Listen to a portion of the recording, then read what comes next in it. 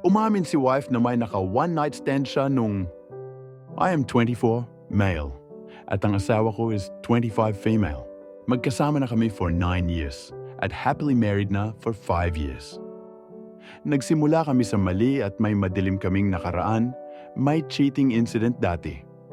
First girlfriend ko siya at pinilit ko ang sarili ko na mahalin niya kahit alam ko noon na hindi ako ang gusto niya. Pero dahil pursigido ako, naging kami rin at tinanggap ng pamilya namin.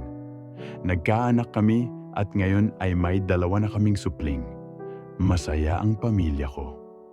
Maganda ang trabaho ko at napakabuti ng asawa ko ngayon. Pero isang gabi, habang nag-uusap kami after intimacy, pabiro ko siyang tinanong kung nagawa ba niya akong lokohin.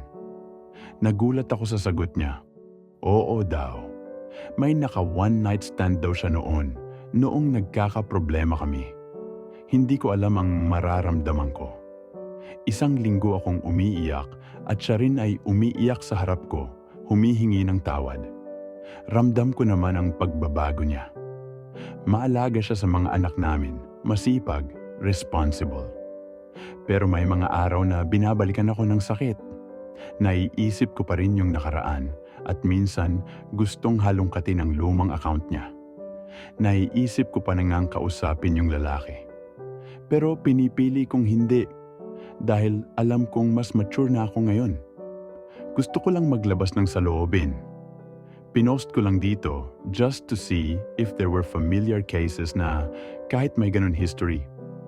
Will it turn out good pa rin? Kasi wala talaga akong balak iwanan. Mahal ko siya pati mga anak ko and she complies to my rules naman.